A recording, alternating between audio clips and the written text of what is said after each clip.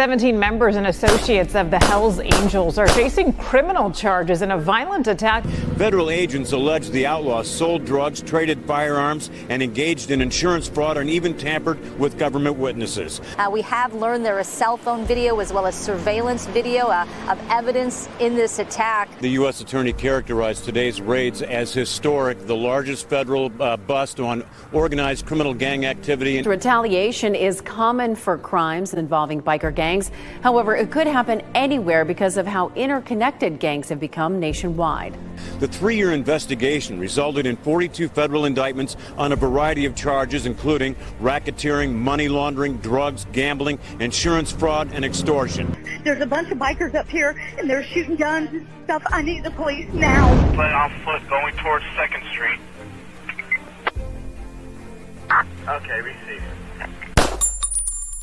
Then you see a pack of Hells Angels going by, people are going to want to look. Next thing you know, cars. Because they're just staring at us and not paying attention to stop traffic. If you wanted to break the law on an everyday norm, you should have joined a street gang. That's what they're known for. That's what they do. You're not allowed to steal cars on my block. We steal those cars. I mean, it was so bad by us in Vegas. I was in the pool swimming, and the guys came back. Hey, Pee-wee, the cops are here. They want to talk to you. I said, well, go talk to them. Find out what they want. And they came back. They go, they want to talk to you. Typically, if you leave the club, if you haven't been in for 10 years, you're automatically out back. Got put out in 2006. Back in 2007, wound up going into Cannon. 2011. Came out of there. I had 4.5 years to walk off with zero support from that club.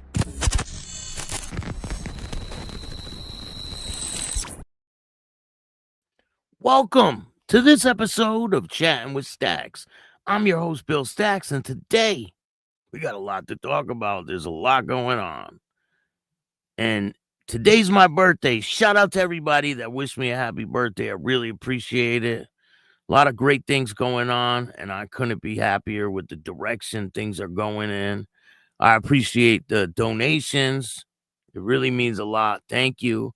If you would like to donate, you can hit up the Cash App at Chatting with Stacks, Venmo, PayPal, Super Stickers, Super Chats, all that good stuff. And I appreciate every single dollar. I put it right back into the content. And let me give a shout out to... Hold on 1 second.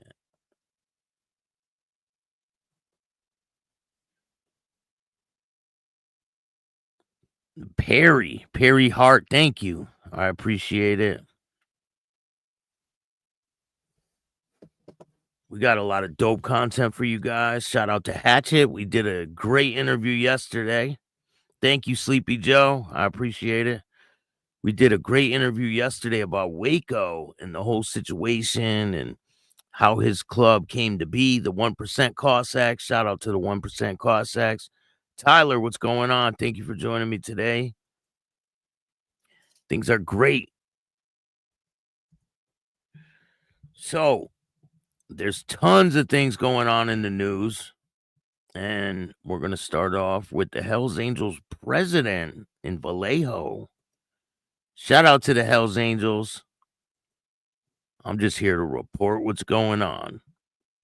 So, this is a brutal fight between, I'm pretty sure it was a support club member or a prospect.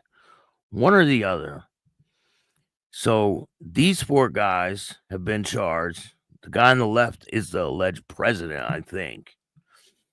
And he brutally beat this dude. He looks angry. These guys are in the Vallejo chapter of the Hells Angels. And the 3 guys on the right are already sentenced. They're already in prison. And this is the last guy to get sentenced. So let's talk about what happened. So I'm going to tell you guys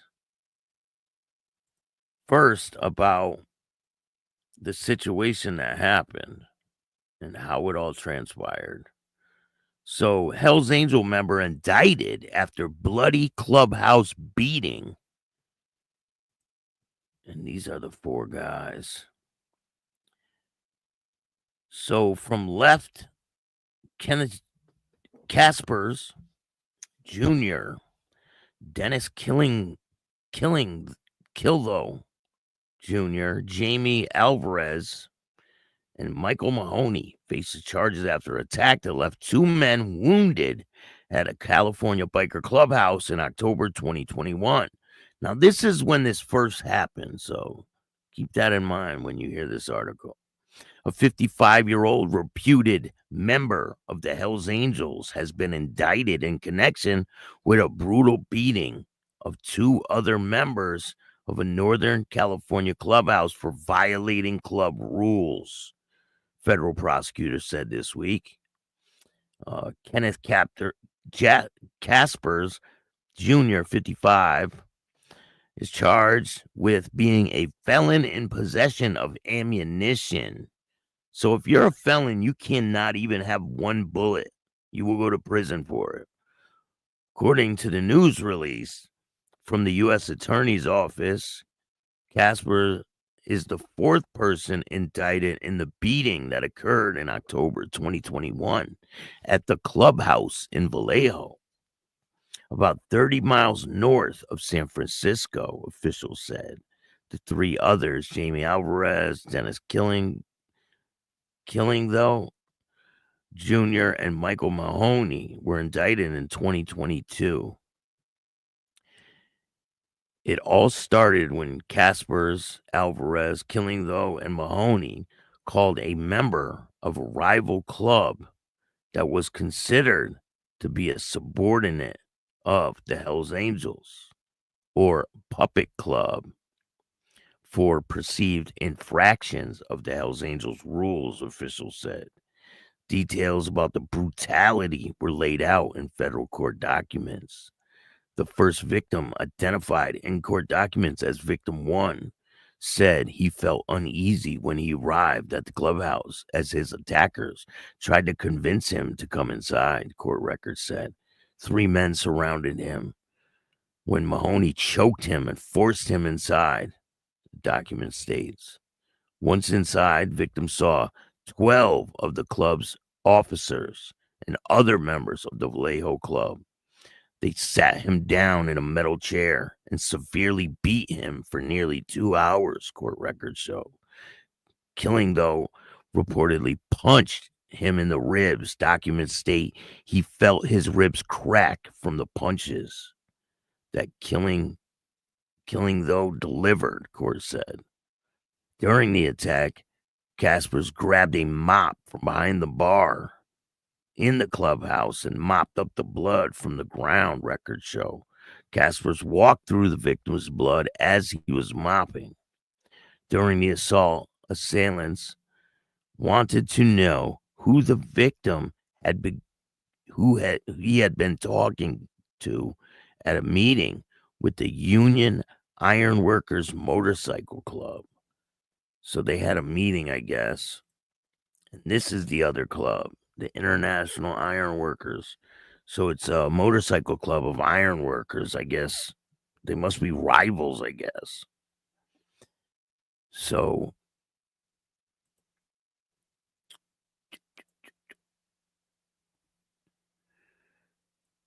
they wanted to know what they were who he's been talking with at the meeting of the Iron Workers Motorcycle Club on October 10th, 2021.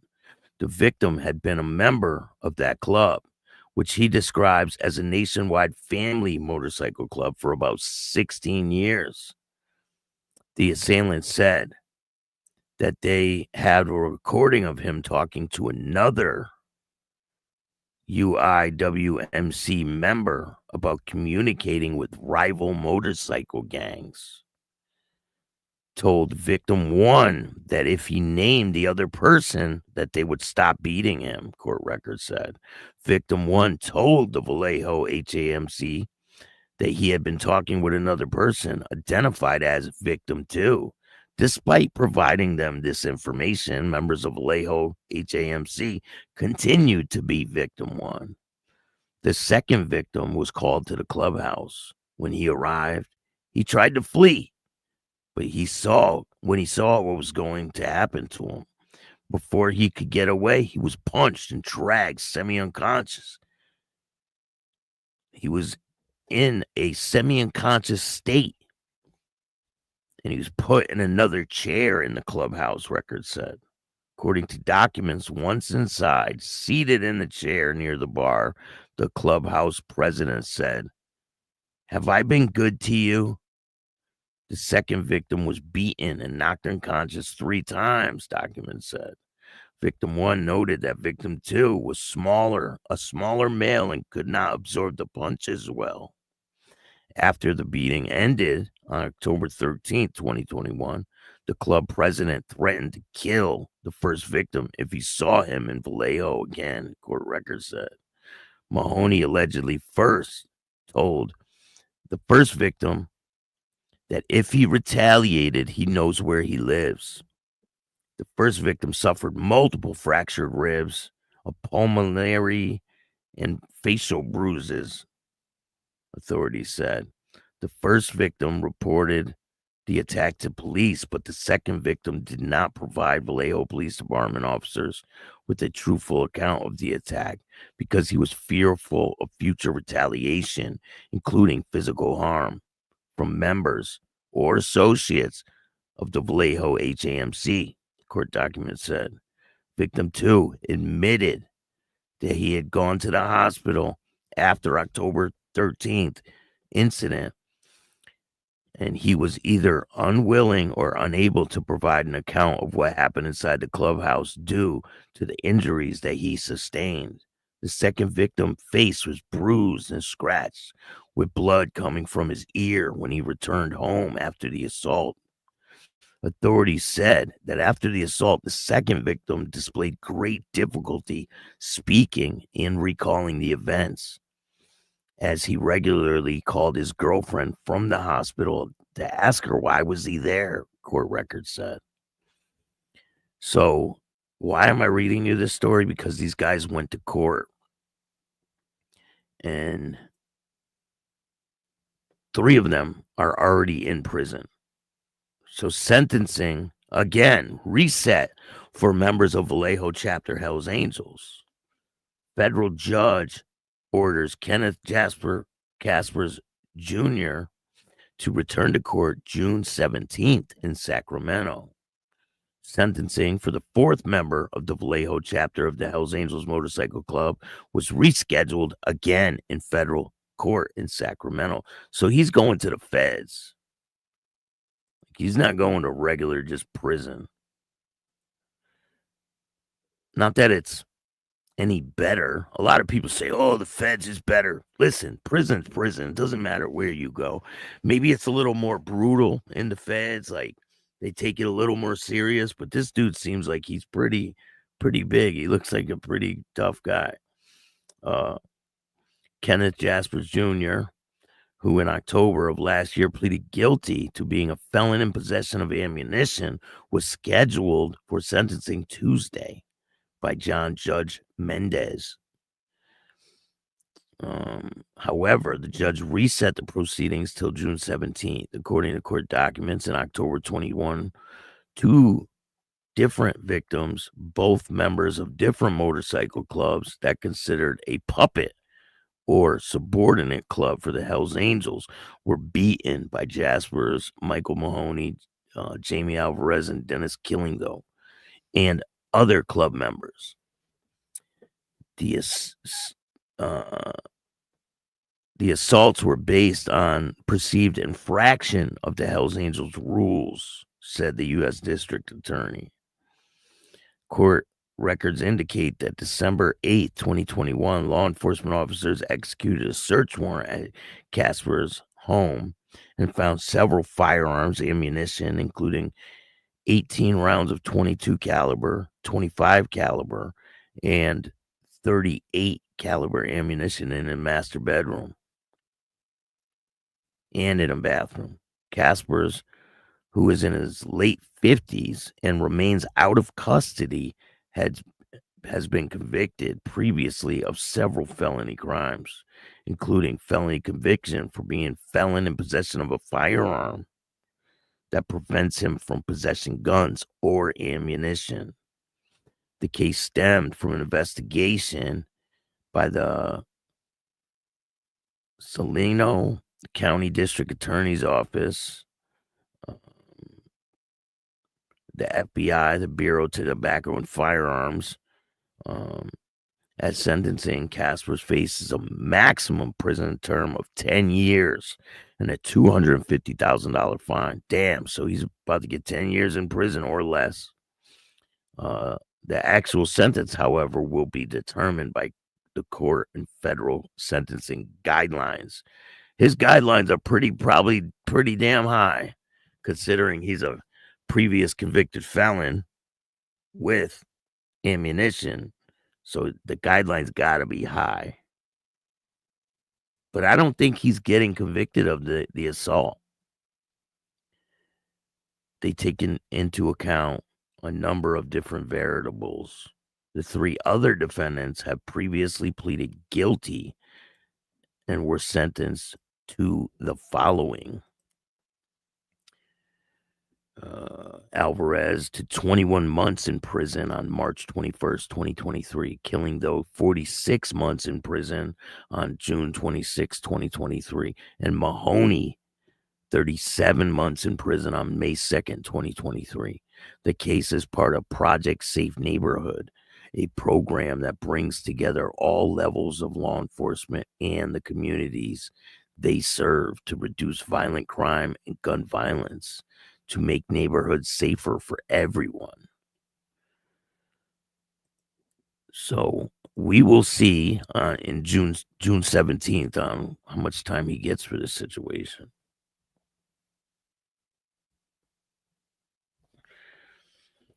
We got a bunch of other cases to talk about. Jerry, what's going on? Lindsay, how are you? Thank you for joining me today. Sleepy Joe. Bob, what's good? Wow, 9 people. Yeah, I know, right? Pretty dope, right? I know. I'm excited too. Shit.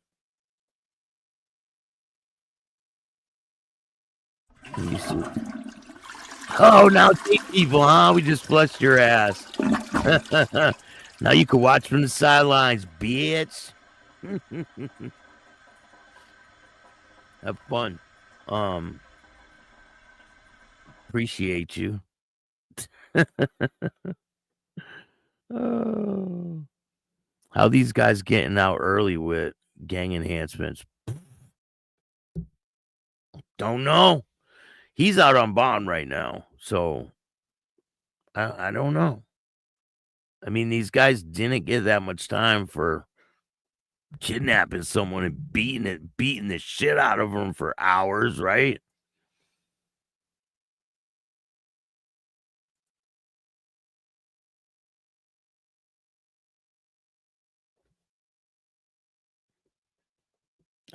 I think this is a video from the clubhouse. They have video in the clubhouse. Why would they have video in the clubhouse? Makes no sense. In other news, some more people got caught from the escape that happened down there in, was it Louisiana? That guy right there, Anton Massey. He's the guy that threatened to stab the guy if he didn't shut the water off. So he did it. You believe that shit? So he did it? He just shut the water off for these guys? I don't get it. I don't know what the hell's going on with this damn camera. Oh, here we go. So we got other cases to talk about. Let's get into it. Another member of the Pagan's Motorcycle Club has pleaded guilty to his crimes.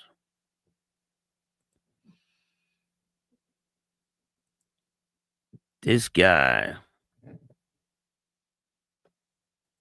John Hackman.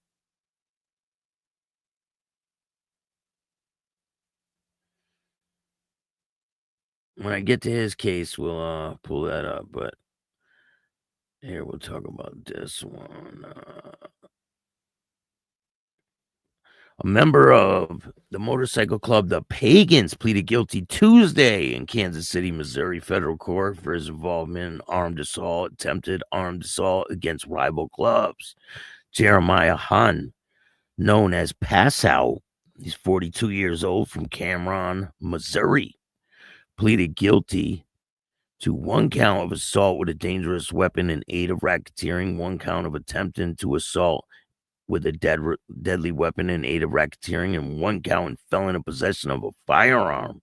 A news release from the United States Attorney in Kansas City, Missouri, says on May 30th, 2022, Hahn and other members of the Pagans and their support club assaulted a lone rival motorcycle gang member at a business in Grain Valley, Missouri. In addition to the beating, the first victim with fists, Hahn used axe handle to beat the victim. Hahn, other Pagan members, and their support club went to Topeka in September 2022 to mete out revenge attacks against rival motorcycle gang, according to news release. The club knew the rival club was holding an event that day and planned to catch a stray or smash on sight any member of the rival club. According to news release, Hahn was prepared to shoot a rival club when an argument broke out among the Pagans and they left. The news states Hahn and others in Topeka event, they were awarded patches, the news release says.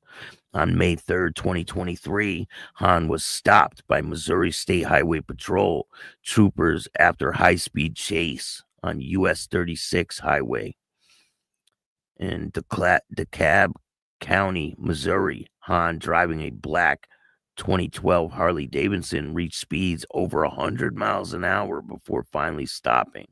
The troopers found a Smith & Wesson model MP Shield 40 caliber handgun in one of Hahn's pants pockets.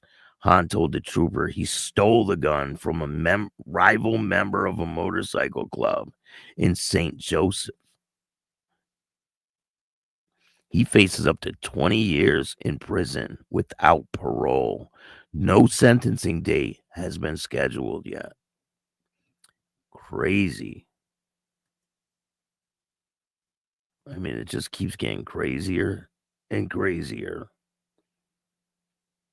He faces up to 20 years, so he could spend up to 20 years. It's just insane. There's other things to talk about. In LA, there were raids.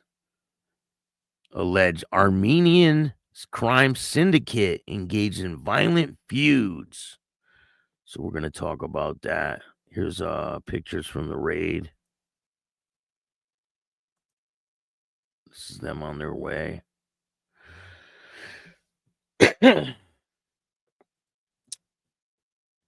So in a sweeping law enforcement operation, 13 people reportedly involved in a violent Armenian crime syndicate headquartered in Los Angeles County have been arrested, federal officials announced Tuesday. 2 leaders of the Russian mafia-affiliated syndicate, referred to as, I can't even pronounce that, Avertati, which is Russian for authority, have been engaged in violent feud to maintain control of the San Fernando Valley since 2022, the U.S. Department officials said. The power struggle, according to federal investigators, was between Porter Ranch resident Ara Artuni, 41, and his rival Hollywood resident Robert Amayan, 41, both alleged members of the same group.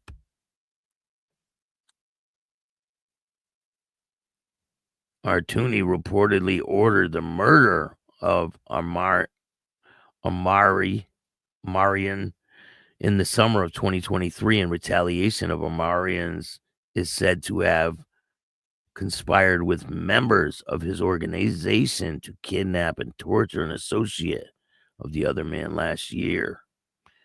Among with the alleged attempted murder, attorney's organization, his enterprise reportedly stole more than $83 million from Amazon, officials said. Holy shit. Artuni's enterprise members and associates enrolled with Amazon as carriers, contracted for truck routes, and then, while transporting the goods, delivered from the route and stole all or parts of the shipment. Wow, so he had people sign up to be drivers and they stole the whole damn truck. That's pretty smart. But not pretty smart, because it's pretty stupid. You're going to sign up with your own name and then steal the whole truck. The 41-year-old organization, the 41-year-old's organization also reportedly ran a credit card bust-out scheme where they charged credit cards to a fake business and then drained the business account before credit card companies could collect to be disputed funds. Officials did not provide details on where the two men were arrested, but it said that Artuni is charged with attempted murder and aid of racketeering, while Marion is charged with kidnapping. Federal agents continue to look for one outstanding defendant and seize more than $100,000 in cash, 14 firearms, 3 armored vehicles in May 20th operation, which included assistance from the LA and Burbank police departments. Several other arrests were made in the greater Los Angeles area, and 2 others in Fort Lauderdale and Hollywood, Florida. The transnational criminal organization operated with structure and brutality of the international cartel, inflicting significant harm on public safety and causing substantial damage to legitimate commerce and supply chain. Homeland Security Investigation, LA Acting Deputy Special Agent in Charge, Dwayne Albrandt said. That's pretty wild. Pretty insane.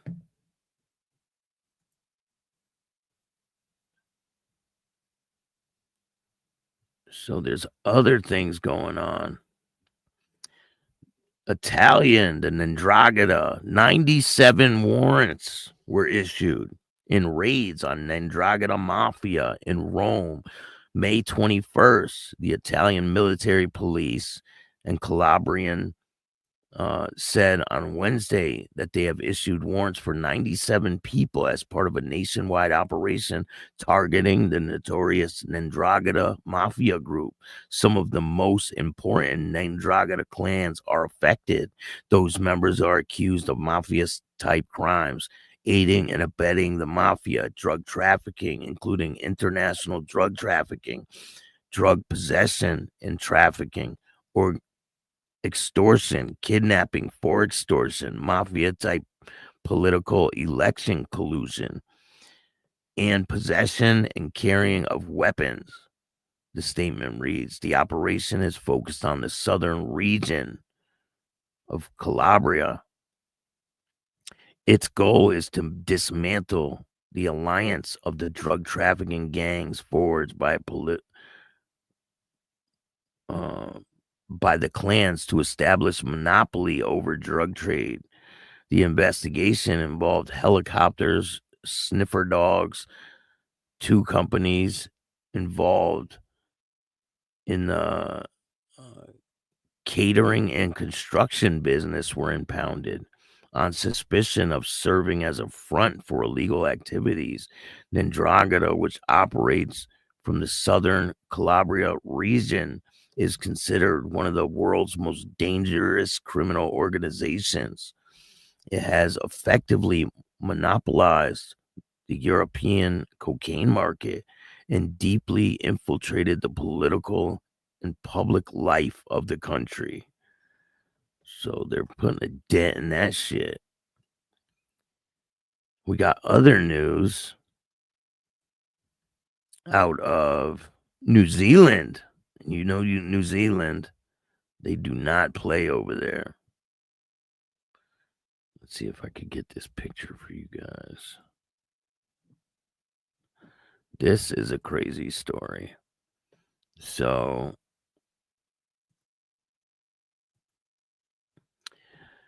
trio pleads guilty over kidnapping, torture of man after he allegedly slapped member's girlfriend's bum.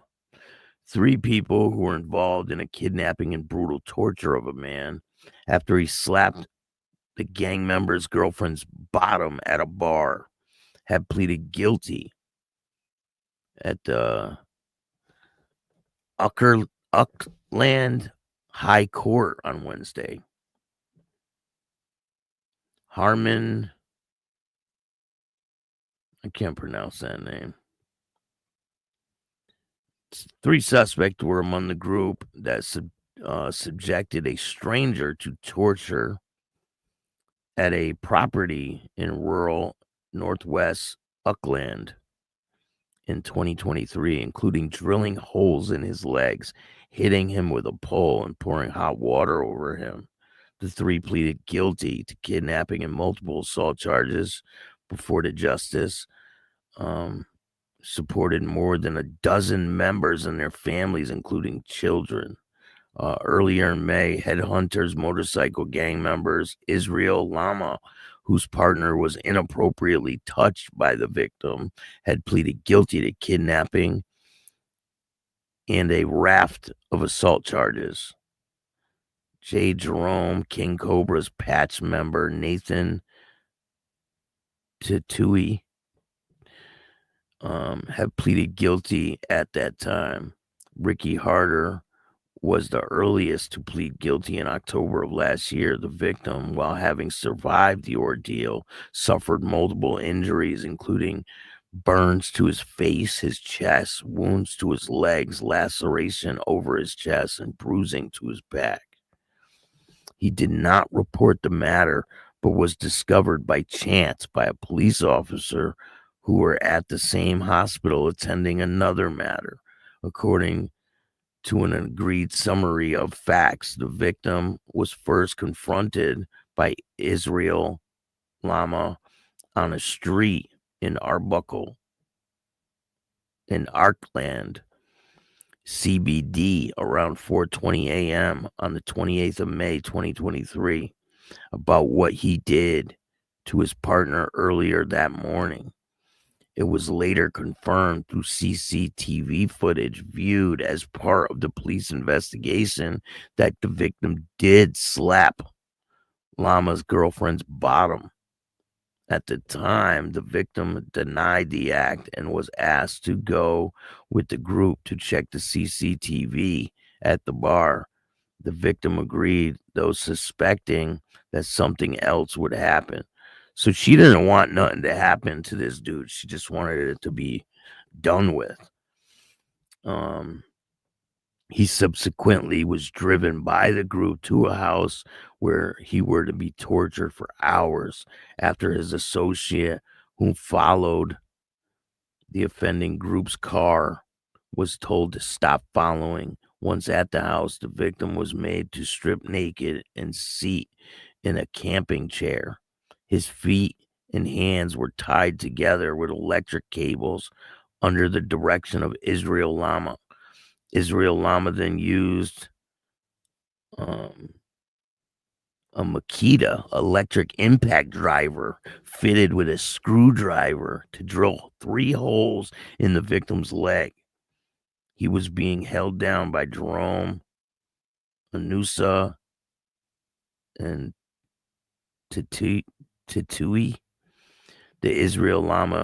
As Israel Lama drilled, he interrogated the victim on if he slapped his girlfriend's bottom earlier, which led to the victim continue to deny the act.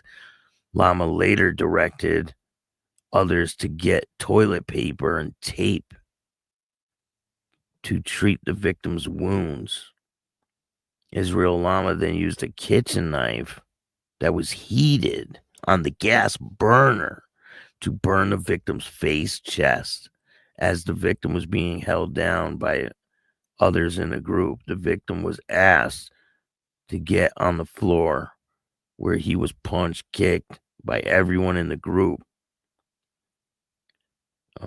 Harder used a metal pole to beat the victim, and the pole was then passed around a group of others to hit the victim, while several blows of the aluminum pole bent and became unusable. The defendants complained about this and taunted the victim for breaking the pole.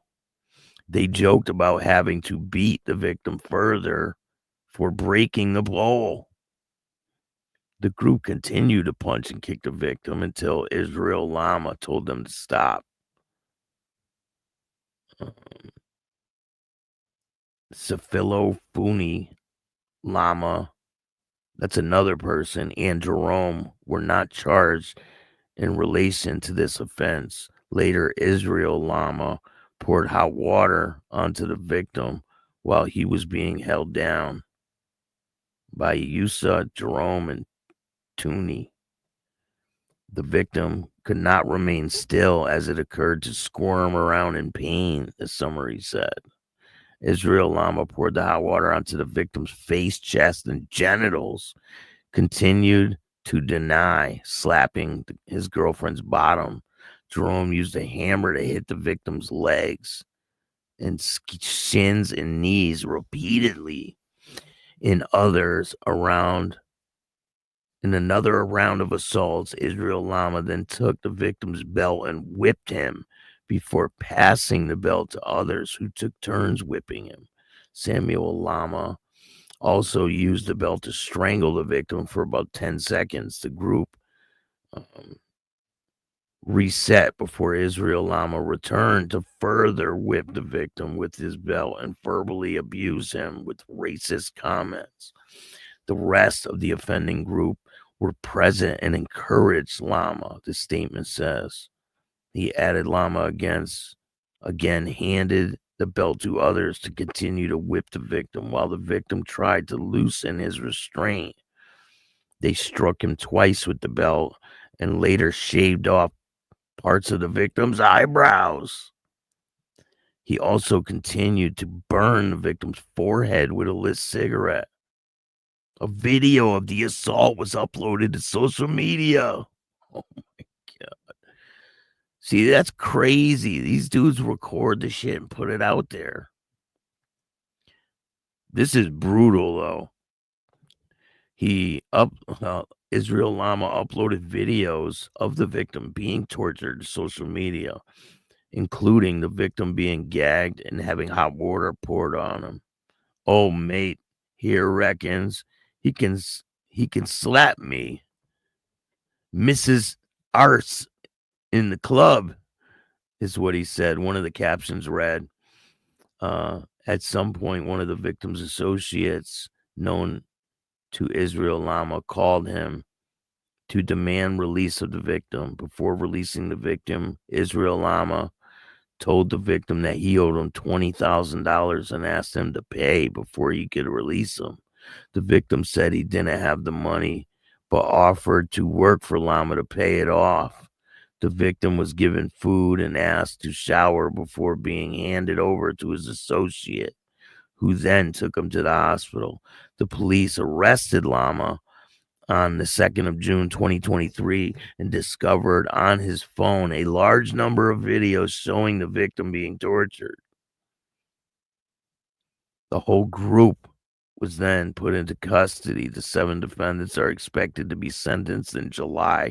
They face each 14 years in prison for kidnapping and wounding with instruments, cause grievous bodily harm. That's insane. And these guys were part of the headhunters in New Zealand.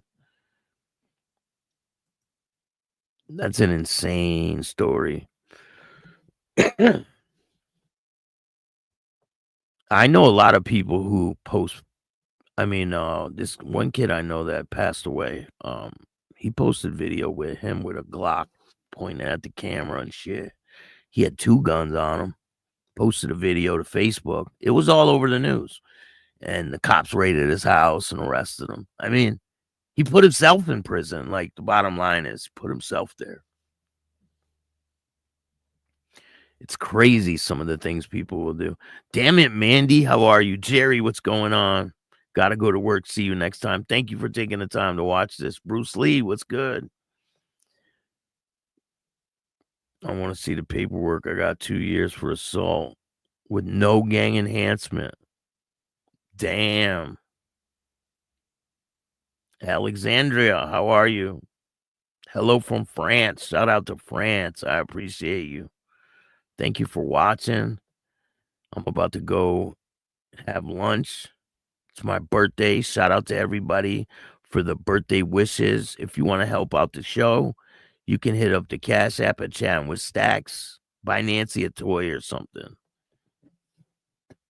And if you want to help the show, I put it right back into the show. Every single dollar helps a lot. I really appreciate anything you guys do for me. A lot of great things coming in the future. Tonight we got Leonard Bushell, I think you say his name. He has a book called High. Nancy's laying down. She's good. We got Leonard up next. And then after that, we got Boston 2%. You guys are going to love the interview. Matter of fact, I'm going to play you guys a couple clips from Boston 2%'s interview. You guys are really going to like this. I was like on the edge of my seat when I was listening to him tell this story. You guys are going to enjoy this one. Happy birthday, Stags, and shout out to Nancy. Thank you. Yeah, if you want to see the full interviews, join the membership and you'll see them. And we got Popcorn coming up too. Don't forget Popcorn. His interview will be dropping on members only very soon. Leonard's interview will be up today, the full interview. It'll probably be up before I even release part 1. So if you guys want to see it, check it out. Let's check out these shorts. I'm Boston 2%, author of Fire and Ice, the Meth Bible, and I'm chatting with Stacks.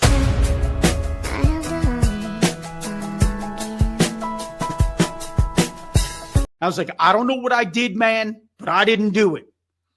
And he's like, he said, Boston, are you my wife? And I was like, nah, man. I'm like, I'm up here with so-and-so. I'm like, I've been up here the whole time. I'm like, I seen her in the parking lot. So she was at the hotel and she was with another dude. And he just by chance thought it could be me. And I didn't text him that night. So he's like, what are you doing here? You always let me know you're coming. Because I'd always go score when I'm over there, you know? So it looks bad. It looks really super bad. So, you know, I get up and whatever. I do my thing. My live-in girlfriend at the time, she was supposed to clean the house that night, right? But whenever she smoked weed, she would get real lazy, right? So I saw a nickel bag on the countertop. Now it's about 6 o'clock at night or whatever. Sun's starting to go down. My shift's about to start. So I don't even smoke weed, right? I would never touch that garbage. No way. So I grab it and I shove it in my sock and I head out to work. I'm like, hey, don't forget to clean the crib, all right? So I go. All the rules that I set for myself were out the window. Every time you got in my car, seatbelts on. It's the dumbest reason to get pulled over. If you know what I mean? So I'm like, no booze in the car, nobody smoking weed in the car, nothing stupid. I had all these rules, right? I checked my tail lights. I thought I was like a professional wheelman, right? Checking all the bulbs, everything. But I was like, I'm not getting pulled over for something stupid. Yeah. So that night I'm cruising around, nothing. But I finally meet these guys, right? Or this one guy, and he knows another guy. And he's like, listen, he called him. He's like, meet him at this gas station. This is a stranger, by the way. I've never dealt with these people. That's how desperate you get, right? Wow. You start going crazy from withdrawals from meth. You start going crazy from withdrawals from meth. It's all mental, right? That's like you get spun, right? When you're coming down, you get spun out. you just start feeling super mean, and your forehead starts to feel like it's swelling out of your head. It's a wild feeling, agitated. It's like you're a demon. And so I'm driving around. The whole town's dry. And I'm like, I know 50 dealers. I'm like, what's going on, man? Nobody had anything, which tells me it all probably comes from one big source, really. That's what it looks like when the whole city's dry. You know, I'm driving around and I'm trying to score, right? You're on full audio visual, man. Okay? So you got to be very careful how you move. Okay? So I'm driving around. Stay tuned. That interview is going to be dropping soon. Thank you so much for the donation, Lindsay. I appreciate it. Mountain Woman says, still working on getting my old man's brother to check out your channel. I appreciate that. Make sure you tell your mother's, brother's, sister's friend about Chatting with Stacks. Let everybody you know about the show. We got a lot of content on the way. I'm going to be doing some different type of style shows coming up. I'm still going to be doing these shows, and I'm still going to drop the interviews, but I got something else coming for you guys. Can never be enough content, right? I've been working on some stuff, so I know you guys like the stories, and I'm gonna bring you some really good stories. And again, I appreciate all the birthday wishes. I couldn't be happier with where my life is. I got a great woman in my life. I got everything is in place. I'm sober. I got my family in my life. Things are great. So if you guys support me, I support you. I couldn't do it without you guys. Came a long way, and I'm just getting started. So if you like this show, hit the like button, subscribe, hit the notification bell so you can get my videos every time they drop. And if you don't like this show, start your own fucking podcast. I appreciate all you guys. And remember, don't be a bitch. And all new at 5, a major organized crime bust. 23 people under arrest now accused of stealing guns and cash. Today, police revealed 4 organized crime groups are wreaking havoc. From aggravated robbery to kidnapping, burglary, and more. Let's take a look at this. New pictures from court documents in this case. These are a few of the people who have been charged. And investigators say the money, tens of thousands of dollars, is all stolen. FBI, open up!